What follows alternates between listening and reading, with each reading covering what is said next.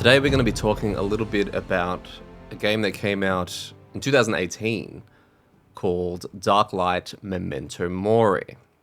And this was the second game I ever backed on Kickstarter. This was a game that really piqued a lot of interest in me due to the artwork of the initial campaign. You know, those big bright red letters, Darklight, Memento Mori, you see the miniatures, you see the fantasy, you see the grim. And I was like, this is pretty intriguing. I want to have a look into this. I'd already just backed Masmora, and of course I hadn't received it yet. So I was very curious as to what this campaign was going to be all about. Now, I play a lot, well, at least back then anyway, started my journey into board gaming playing a lot of, or loving, cooperative dungeon crawling kind of games. And I categorize anything that's cooperative, like Eldritch Horror, which was my first love. The idea of playing a bunch of investigators. Mind you, this was also my first foray into the whole H.P. Lovecraft mythos. And, you know, Cthulhu and all of that. You hear the name, you don't really know what it means. And to play this cosmic horror cooperative game where you're traveling around the world and solving mysteries and gaining clues to then, you know, prevent the summoning of a big bad god, cosmic god that's about to crush the world. And you've got the whole map. Amazing, right? Amazing. And I was playing that so much. I learned how to play that through Tabletop Simulator.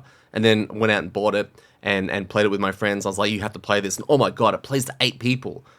Not that, I don't think we ever tried that. I think we mostly played with like 6. Not a good idea.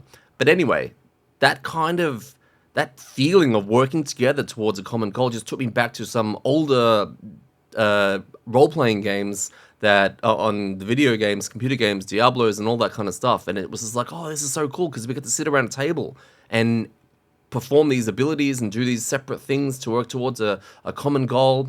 It was so cool. So then we actually basically like went from that to other games such as Warhammer Quest, the adventure card game. Now, this game, Darklight Memento Mori, takes a lot of inspiration from the original Warhammer Quest, which is a game I've never played, but get an idea of how it kind of works because apparently this is quite inspired by it, which a lot of people loved. Dungeons & Dragons Temple of Elemental Evil was one of the first cooperative board games that I actually bought just from a game store, and I was like, oh my God, D&D. Never played D&D, but a board game based around D&D, how amazing is that? Look, spoiler alert, it wasn't that amazing, but at the time, it was pretty cool. Being able to roll a d20 and all that kind of stuff that came with that game.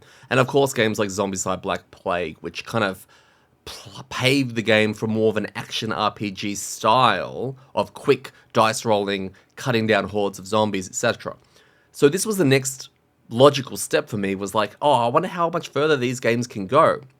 So Darklight Memento Mori was kickstarted in 2016, and that was when I actually noticed it, and it ended up funding. I backed it, and obviously, and it ended up funding in March of 2016 with 1,568 backers, and it raised 151,178 pounds.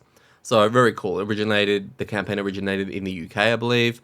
It was basically designed by, now, I might get this wrong, is it Rodri Oliver and Mauro Payne? And it was published by Dark Ice Games. Now, this is back in the day when I didn't understand publishers. The only one I really knew, well, there was 2 actually, and it was just based on branding and presence, and when you walk into a store, you've lined up all the games at the same sizes with the same symbols and same art direction and all that kind of stuff. Was Fantasy Flight Games and Cool Mini or Not. They were the 2 main ones that I ever remember. So, you know, I didn't know anything about Dark Ice Games. I didn't know anything about their history, if this was their first game or anything like that. This was still early on in the foray of backing games. So, after the campaign ended, it started shipping in around February. Well, it actually said it was going to start shipping, like when you pick a pledge level, it was going to start shipping in 2017, around February.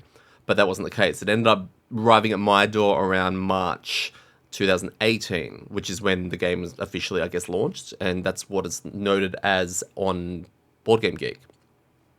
As of today, it sits at 3,374 on the overall BGG charts and is rated a very decent 8.3 from 543 ratings. So we're going to have a little chat about what got me into this game, what happened when I received it, did I play it, and if it still holds up today.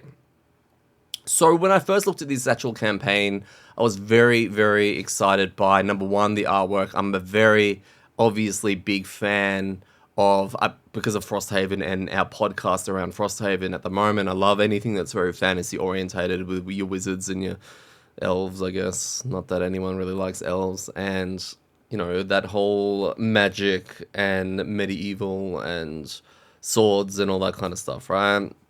Not a big fan of the sci-fi sort of stuff, but I will play them. Not that that's important right now.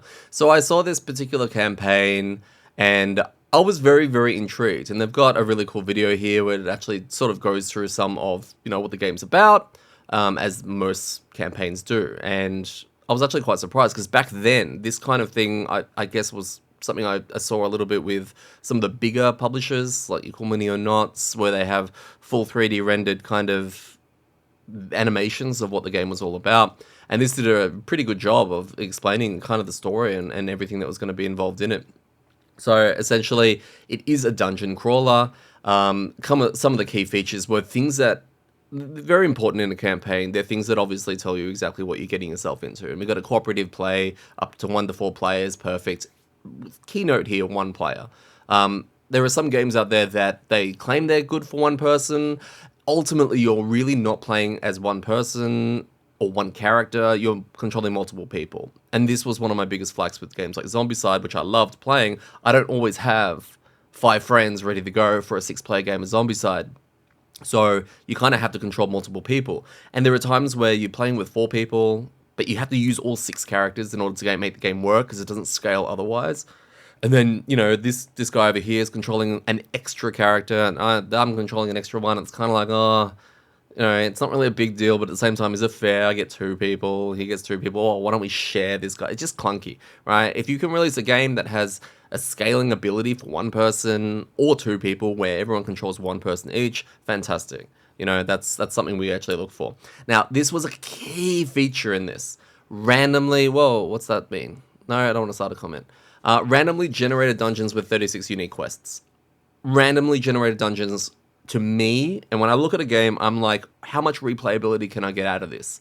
You look at games like Time Stories where, well, it's done and dusted when you finally solve the puzzle. Sherlock Holmes, Consulting Detective, and all of these kind of games. They're very niche, but I'm always looking for something that's going to give me lots of replayability because I plan to play this forever. That's 16-year-old me talking, not 38-year-old me, because I definitely don't plan to play this forever. In fact, a lot of these games I don't play a handful of times with the idea of playing them more. But just knowing it's there definitely helps push me along to hit the pledge button. So I randomly generated dungeons with 36 unique quests. That sounds like an absolute... I mean, look, it's finite according to the 36 unique quests, but am I really gonna play all 36? Well, I didn't. Single adventures, basic rules, extend your experience by traveling settlements. So this was very cool. This was something that excited me in that there was something further away from the actual dungeon crawling part of it. Now, everyone likes dungeon crawling. Everyone likes running through and using your abilities, throwing dice, hitting stuff, spells, abilities, loot, you know, take damage, all that kind of stuff that comes with the actual process of walking through the dungeon and clearing it. This had alone. Now, there are a few games that I was familiar with that kind of did it, but I hadn't really played any at the time. And there's a settlement kind of phase, which a lot more games are doing now, which kind of gives you a bit of downtime and something else that you can actually progress your campaign towards from, like in Frosthaven's a great example, you have an outpost phase where you're literally building up the town of Frosthaven and making it stronger and making it better and unlocking new buildings and all that kind of stuff. So this was kind of like promising. There was something you can do when you want to walk away from the dungeon crawling part that's going to increase your strength and all of that, which is great. This just adds a little extra flexibility instead of mindlessly going through, maybe not mindlessly, but going through and just clearing dungeon after dungeon after dungeon. It just gives you a reason to progress. You got over 20 skill cards per character, and I believe out of the box there were 4. And then the actual Kickstarter maybe added more. Maybe it was 5. Don't quote me on that. I'm not too sure.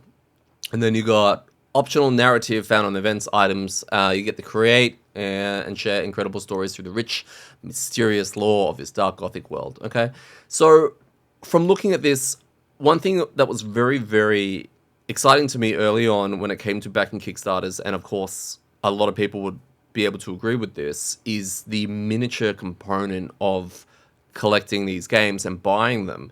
Was when you play games like Monopoly and you're playing games like Game of Life and Clue and all of these games, the pieces are very bare bones. They're quite plasticky. I mean, Monopoly is a good one because it's got little metal, if you get a good enough copy of it, component, right, to actually represent your character or who you are on the board. But to play a game that actually brings together this toy aspect of, little miniatures and all of that, that was still relatively new to me when I got into it. And then you get spoiled by games like, let's say Blood Rage. I mean, Blood Rage is a good example, but you get spoiled by games like Zombicide where they're throwing just plastic at you. And you got like all these little toys. How cool are they? Then there's the whole world of painting them, which is just phenomenal that you can actually get a whole side hobby based on the original hobby. And then there's a whole community out there for that. So just looking at miniatures when it comes to a game at this time and this stage of me purchasing was super exciting. I had no painting experience. I had no plan to paint any of them, but just knowing that I had all of these new toys that was going to give that visual feast when you're sitting there playing the game was super exciting. And I didn't know anything about sculpts. I didn't know much about Games Workshop. I didn't know, quality and resin and all of that kind of stuff. To be honest, I mean, even these days, I still don't know a great deal about it. But it wasn't a factor in how much I wanted to get the game. It was just more, oh, look at all these cool pieces. That was it. I didn't care too much about the exact sculpts. I mean, the Dreadworm's so messed up. Look at all these bodies just hanging off it. So you get all these bits in the core box, okay? Very cool. You've got doors and archways. Still a relatively new concept to me. Since then, games have come out with more plastic pieces that represent doors and doorways and all that kind of stuff. So you actually have an archway slot that you actually slot into the matte piece to then slot the door into, which was completely new. Like, Dungeons & Dragons, Temple of Elemental Evil did not do this. I can't really remember what they did. Oh, maybe they did. Huh. Guess I'll slot something in here if that turns out to be right. Artwork is brilliant. Like, it actually gives me Diablo vibes. Some people have mentioned that the game is very Dark Souls-y. I don't know if they're referring to the Steam Forged Games board game that came out a while after this, or whether or not they're talking about the actual Dark Souls video games. But either way, yeah, I can sort of see that. It's got that very kind of grim, dark, gothic, fantasy kind of style to it. A lot of tokens, crazy amount of tokens, which at the time is still very exciting. If you're new to board gaming, sitting there and punching all these tokens out is very exciting because it just feels like options crazy. The cards. You have so many cards. This, I mean, I guess Mesmora and Arcadia Quest and all that were giving me an insight to how many cards a game can have. But the cards equal options, right? And if you have a deck of monster cards or you've got a deck of event cards and it's nice and thick, that just equals replayability. Even the dungeon cards, right? All of this stuff that helps with the, again, hook of randomized dungeons, amazing.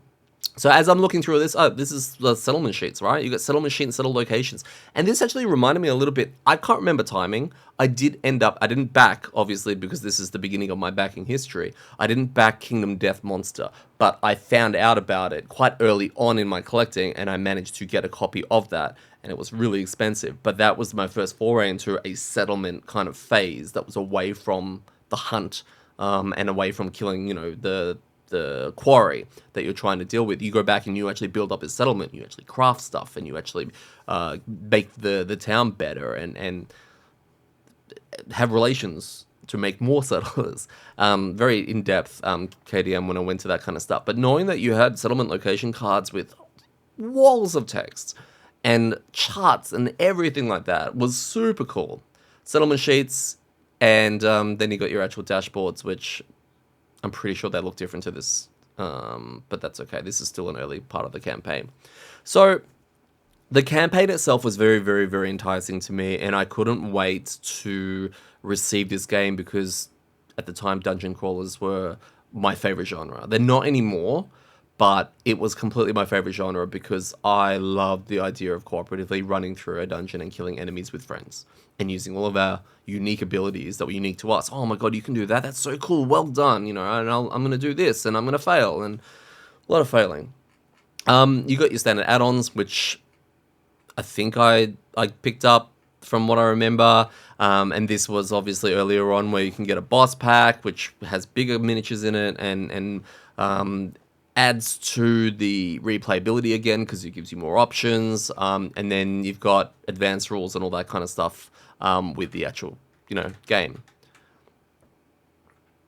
The game is, from memory, I mean, once it arrived and I'd actually learned how to actually play the game was very intense.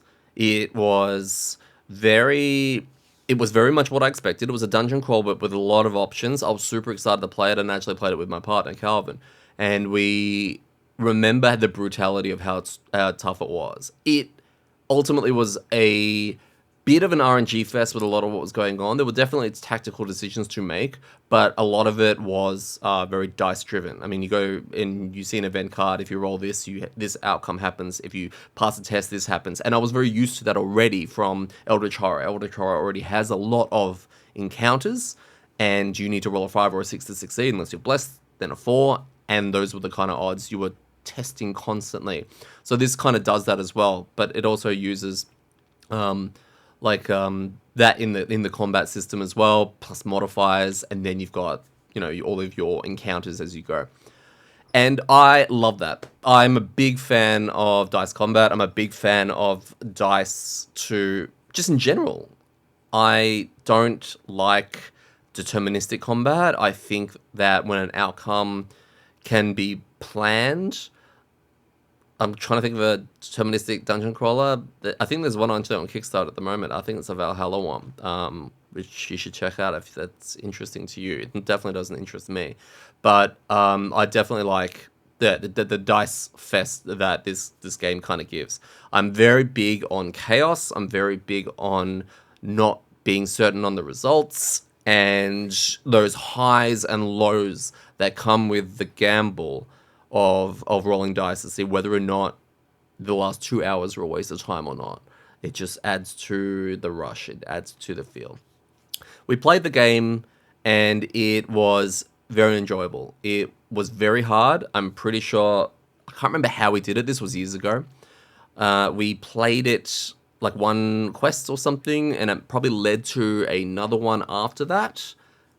And we may fail on the second one because there's permanent death and your character just dies, and then that's it. It kind of resets. It feels one-shotty, but then at the same time it doesn't have to be because there is a whole advanced rules section which incorporates that whole settlement part. So you can actually go in and just, I feel like hitting something, go into a dungeon, or you can do a bit more of a longer campaign-style game, which I don't know whether or not we did. All I know is this is one of those games we played a little bit and we intended to keep going.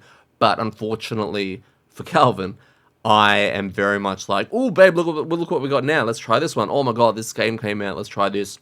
And unfortunately, a game like Darklight has kind of gone to the wayside. From memory, the game is very, very enjoyable. And Calvin has mentioned in the past, why don't we play another dungeon crawl again? And I was like, well, what do you want to play? And he says, oh, what about that Darklight? Darklight, he doesn't remember the names of all of them, but he mentioned Darklight. He also mentioned things like Sword and Sorcery and other dungeon crawlers that we've played, because for a couple, they're just super enjoyable. And especially when they're meaty like this and just chaotic like this, we get a lot of kick out of it. This game, unfortunately, didn't get a rerun or a second run. The designers and publishers through Kickstarter updates have mentioned that it's probably something they're looking to do, whether it's through a new IP or a tie-in or a new kind of game. I really think that they should. I think that there's a lot to work on from here and further expand, because and just from even having this video and talking about it, it's giving me a lot of motivation to get this played again and show people like Gaz, my co-host, and show some of my friends who would never have even known this game exists. In fact, there's a lot of people that probably don't. Second game I ever kickstarted. Oh, just quickly, one of the designers has been quite active in the community, and actually, there was some talk around balance around the game where some of the crunching the numbers, things were just really uphill, and whether or not it was still doable to like it was too difficult almost, but from a statistical point of view. So he actually went out of his way to actually fix, well, not fix, but like tweak the game a little bit and actually like make the gameplay a little bit more enjoyable, yet still incredibly challenging. By changing some of the actual, I think the heroes that you actually select, or the accursed, I think they're called, as well as enemy behavior and stats and all that. He's gone in and made a bunch of changes, which is so like welcome. It's just so good to know that designers care enough about a game that's actually, been around for quite a few years to make those sort of tweaks to make the game better. A big kudos to the development team for this game, because that is just tremendous. If you can look for a copy for this game, or if you happen to come across a good price for a game like this, I'd highly, highly say go for this. It's a lot of fun. It's got some amazing ideas. It's gritty. It's hard. It's amazing. And yeah, full praise for a game that was my second game I ever kickstarted, and I'm so glad I did.